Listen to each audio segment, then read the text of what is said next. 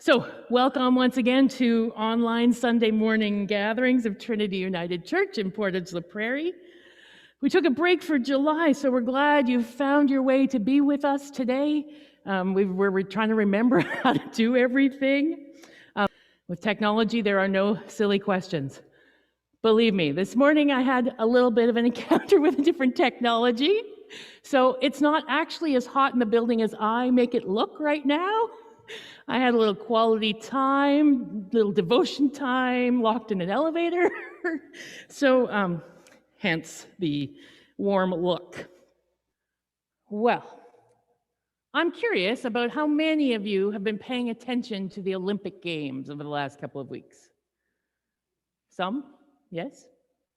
Enough. So you know what's been going on.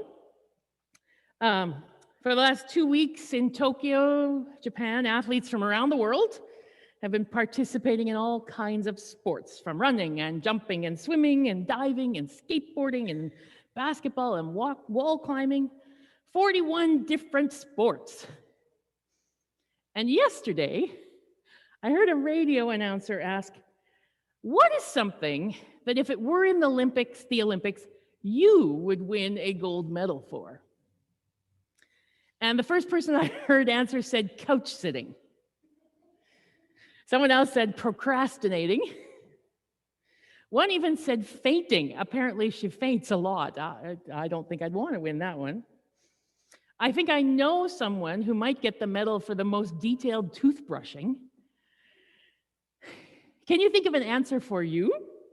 What would you win a gold medal for? While you're thinking about that, let me tell you some of the other fun answers I heard on the radio. There was the category of storing Tupperware lids and containers in an actually efficient manner, which I thought I would never win. My cupboard is always overflowing with lids and containers that don't have matches. Somebody else said they might win for fast forwarding through the commercials and ending at exactly the right spot so they don't have to rewind where the show starts. One person said, longest time not working while at work. And I thought, oh, well, I hope their boss isn't listening because that medal is up for grabs now.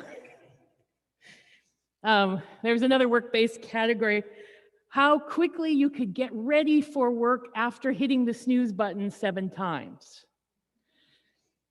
And I was thinking that may have reached world record speeds now, because with people working from home, that could be really quick. I was thinking about, some of us knew Cynthia Jordan, and I was thinking she might win the gold medal for the longest driveway goodbye. Do you have people in your family, or maybe you're one of those people who try to leave, but then you spend half an hour in the driveway saying goodbye? Or maybe you're the person at the house who stands in the driveway and doesn't let people leave. I think there could be like whole events related to parking and parking lots, no doubt. Someone said garbage can Jenga. So this is who can avoid taking out the garbage the longest by piling things on top so that they don't fall all over your kitchen or bathroom or wherever. Any of these given you any ideas about something you would win a gold medal for? Any brilliant thoughts? All right, well, I'll let you think about that. This could provide a lovely lunch conversation for you, whoever you're lunching with, or whoever's in your house at home. Today, we're going to begin a several-week exploration about a book in the Bible called the Letter of James. And one of the things in the part that we'll read today says that we should be quick to listen and slow to speak. I was thinking about things that don't quite go together. I was thinking of the Olympics, that race walking category. You think walking should not be that fast, and yet they go fast.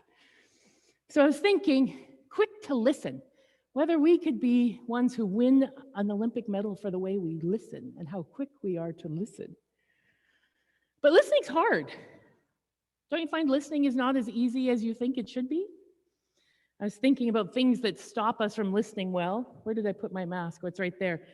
Listening's been super hard in the era of masks, right? So for some reason, many of us cannot hear what someone is saying when we can't see their mouth moving. Some of us, that's because they lip read, and others of us, I just think it's a thing about how our brains work. When we see the mouth moving, we can somehow hear better. Other things that stop us from listening, our brains, right? When you're listening to someone and you're thinking about what you're going to say next or what they thought made you think of or stuff like that, or something else entirely. And sometimes something to help that prevents us from listening well is our ears. Some of us just have ears that don't work as well as others. So it takes a lot of concentration. If you have a hearing impairment, listening takes a lot of energy. So I was thinking, who among us would be award-winning listeners? And what would make you an award-winning listener? I suspect that the answer to that question is that listening is just about paying attention. And if you can pay attention, maybe that's how you win the gold. Maybe we don't win Olympic medals for it. I think we get something else for it. But let's see if in the next week or while, we might practice our listening skills with each other. Well, I noted earlier that this is the first week of several that we will be digging into the letter of James, which isn't always the way that we focus themes here, but we're going to try this for a month. So today we start with a selection from, chapter 1. From James, a servant of God and of Jesus Christ, to the 12 tribes in the dispersion. Greetings, my brothers and sisters, wherever you face trials of any kind. Consider it a joy, because you know that in the testing of your faith, there is endurance. Let endurance have its full effect so that you may be mature and complete, lacking in nothing. If any of you is lacking in wisdom, ask God, who gives to all generously and ungrudgingly, and it will be given you. Every generous act of giving with every perfect gift is from above, coming down from the enduring giver of light. In fulfillment of his own purpose, God gave us birth by the word of truth, so that we would become a kind of first fruits of his creatures. You must understand this, my beloved. Let everyone be quick to listen, slow to speak, slow to anger, for your anger does not produce God's righteousness. Therefore, rid yourself of all sordidness and rank growth of wickedness, and welcome with meekness the implanted word that has power to save your souls. Be doers of the word, not merely hearers who deceive themselves. For if any are hearers of the word and not doers, they're like those who look at themselves in a mirror. And they look at themselves, and on going away, immediately forget what they were like. But those who look into the perfect law, the law of liberty, and persevere, being not hearers who forget, but doers who act, they will be blessed in their doing. If any think they're righteous and do not bridle their tongues, but deceive their hearts, their religion is worthless.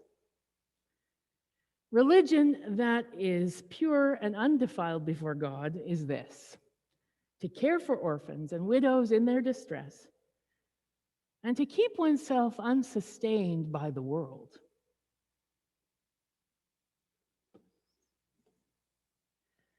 May God grant us understanding of these words written so very long ago.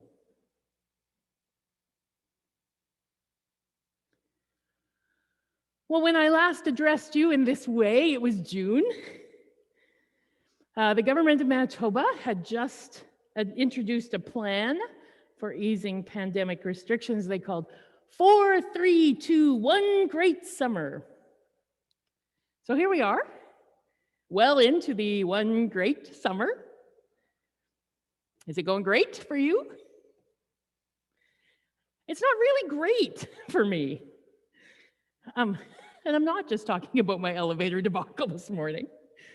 I'm not denying that there may have been some great and delightful moments.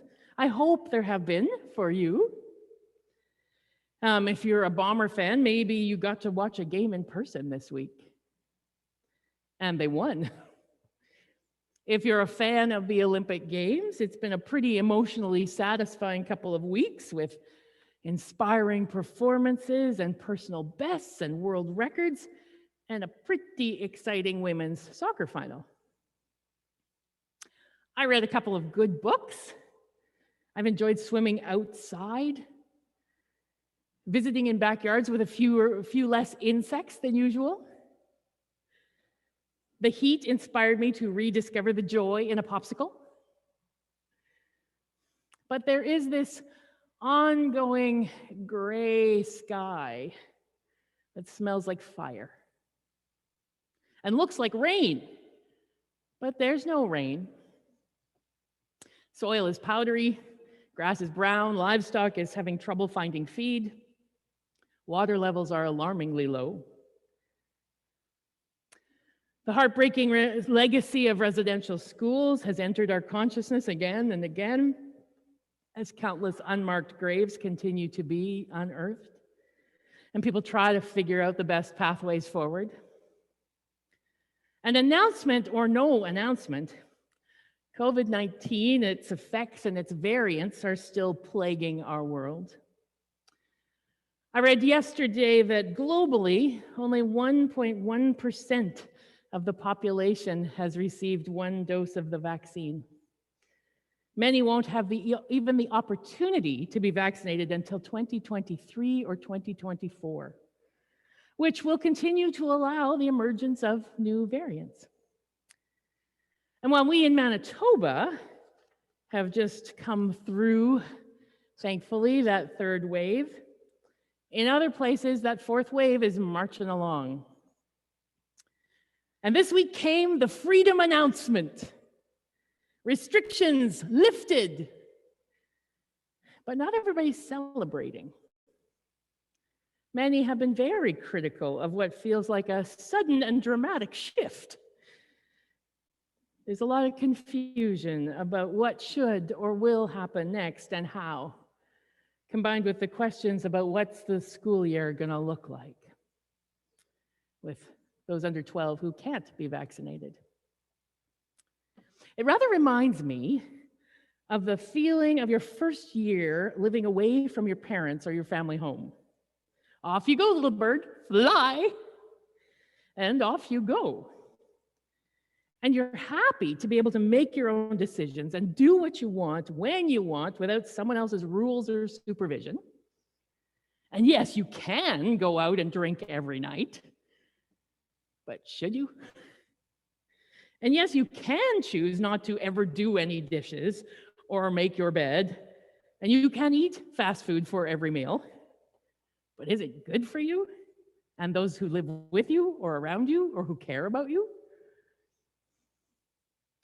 And there is lots of peer pressure about what the cool thing to do is, or what the fun thing to do is, or what the best or right thing to do is. And there are consequences for all your choices that you may or may not be aware of. And they may come sooner, and they may come later, or they may not come at all. That's kind of what this time in Manitoba feels like to me, with all of the opportunities and costs of making our own decisions instead of having decisions made for us. Regardless, we will be held accountable for our own choices, the good and the bad, and they will affect us and those around us, and maybe our world, for good and for bad. So while it might be exciting and relieving, it's also scary and it's also hard. Saying one great summer doesn't necessarily make it so. So what does any of this have to do with the book of James? I'm glad you asked. The book of James is an interesting book because unlike many of the other letters, It's not written to one individual church movement like the Corinthians or the Galatians. It's more like the book of Proverbs, or even Jesus' Sermon on the Mount, with broader offers of wisdom to the fledgling church as a whole. To all those followers of Jesus who are trying to figure out how to fly on their own without Jesus there to tell them what to do, who to think about, and how it affects the rest of the world. Who was James? Well, there's lots of arguments about that. Not about who James was. There's pretty widespread agreement that James was actually a brother of Jesus. Now, we don't talk or think very much about Jesus' brothers and sisters, do we? But we learn about this brother James in the book of Acts, and in some of Paul's letters too. And just to add a little confusion, because we like that, because of the way his name is written in Greek, sometimes in English he's also called Jacob. James, Jacob, you can see. Anyway, his leadership in the Jesus movement happened not while Jesus was alive, but after he had his own personal resurrection appearance. And he became part of the new church community that we learn about in the beginning of the book of Acts. And we're told that after Peter moved on from Jerusalem to go and start all those new churches, James rose to leadership in Jerusalem, in that very first Christian community ever, with primarily those first Jewish followers of Jesus. And in the 20 years that James was offering leadership, there were a lot of difficult times. There were years of famine, which led to significant poverty in all of Jerusalem. There was a great deal of persecution directed at the leaders of this new religious group who were dividing the Jewish people, or so it appeared, and not following all of the traditions which bothered the church leaders, but also was stirring up political trouble, so Rome didn't like it either. So those with status and power didn't like what was happening, and so there was a lot of danger for those early church leaders. And for 20 years, James was this steadfast and reliable leader for this new movement. He was called a peacemaker. He was known for his wisdom and for his courage. Not bad for us to think about having a leader like that these days, eh? And the letter we read in the Bible starts off by saying, from James, servant of God and of Jesus Christ, to the 12 tribes of the dispersion. Dispersion. To all of the Jewish followers of Jesus, wherever they were, who were looking to Jerusalem for guidance and wisdom. Now, despite the fact that it says from James, James probably didn't write it. But it was probably a collection of wisdom gathered up by the faith tradition associated with James and that new church community in Jerusalem. We know who it was for, right? The dispersion, those people looking for wisdom, who were feeling isolated, dislocated, and marginalized within an alien world because of their faith, who were also seeking faithful and wise ways to deal with the confusing and the challenging world around them. Are you feeling that point of connection? Where our lives meet up with those ancient biblical words? People of faith trying to sort out wise decision-making in dealing with a confusing and a challenging world in which we live. Now, there's lots to digest even in this very first chapter. Because it's not a story or it's not a letter, there's a whole bunch of stuff packed all in a very few sentences. It's one suggestion after another after another. That's why we're going to stick with this book for a few weeks. And this first chapter is a bit of a summary of kind of the places that we'll be going. But what jumped out for you when you were listening to those first verses? In the context of your own summer experience, in your life right now, with its ups and downs, what struck you as being particularly helpful or challenging. As you know already, one of the things that jumped out at me was, "You must understand this, my beloved. Let everyone be quick to listen, slow to speak, slow to anger, because your anger is not producing God's righteousness." How easy is that in the culture that surrounds us right now? Be quick to listen, slow to speak. Quick to listen would be thought of as a weird saying, I think. And if you're slow to speak, well, you're never going to get your words in.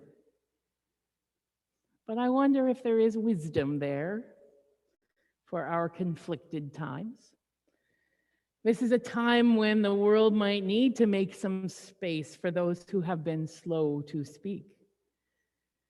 This is a time in our world when we need so much patience and grace. And yes, we're tired of that. We've needed patience for a long time. So why do we need more patience? I want it to rain now. I can imagine that those early Christians who were already exhausted and were hungry and were in danger every day of their lives may not have felt immediately comforted by an invitation to patient listening. But I also know that they were well acquainted with not days, but years of drought. There's countless prayers for rain in the Bible. And it was not a bad reminder to them that their anger would not simply produce righteousness. In other words, your anger is not going to fix the world around you. I know it's frustrating. That's not a bad reminder to us, is it? And if we are free, at liberty, James says, to make our own choices, we have to deal with the world as it is. But we don't need to let the world as it is determine what we call wise. So while we have the freedom to make selfish choices and foolish choices, we also have the freedom, he says, to make wise ones. We have the freedom to love our neighbors. So how do we do that? James says you have to be quick to listen. And before you speak, pause to see whether someone else's voice needs to come and has something to teach us. Or if you have been the one who is slow to speak, maybe our listening can make space for you to help us be wise. The other phrase that jumped out at me from this first collection of wisdom was be doers of the word and not merely hearers who deceive themselves. I think it's easy to convince ourselves that we're the good people, we're the nice ones, we're the faithful ones, just because we're not out specifically harming anyone or because our intentions are good.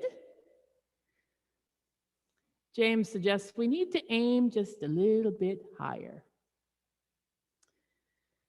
Being quick to listen and slow to speak doesn't mean that you can hide under a blanket and wait for the world's problems to just disappear. We all share responsibility. Weary disciples are still called to be disciples. I don't know about you, but there have probably been times over the last months when I've used the pandemic as an excuse to avoid something I just really didn't want to do. And James says, well, sure, you can do that. You can look in a mirror and tell yourself that your motives are pure and you're just listening. But you might want to ask yourself whether you're really living how your faith calls you to live, or whether you're just pretending. Because if that's the case, there's something not quite right about your religion. It's as if you're not finding anything in your faith that is sustaining. So you're searching in a whole bunch of places that'll never give you life. There's plenty of people doing that, but don't assume it's working for them. Now, because it's so full of suggestion, this letter of James can sometimes feel overwhelming to weary people. Oh, I'm tired, I don't want to do stuff. But for James's followers, it was deeply encouraging. As Michael McCullough observed, experience is placed right alongside the Spirit's insight. Faith and life could go together, even when the world was full of pain. There's no sense of going it alone in this letter. I also like what David Smith says about this letter, that James gives faith an active dimension, right in the midst of life. God becomes a guiding presence in every moment. In every moment, we decide to do with this guidance, what to do with it. We can ignore it, we can reject it, we can incorporate it into what we become. And if we do that, it becomes a decision and an ingredient in the world, a stubborn fact to be reckoned with in the next unfolding. These words are for people who are looking for encouragement to find ways to live out their faith in a world increasingly resistant to its values and approach. These words are for those who need support in their patience and their persistence. These words are for those who want help to be wise. It may be presumptuous, but I think these words are for us. May it help us hear God's guidance for our lives, here and now. Amen.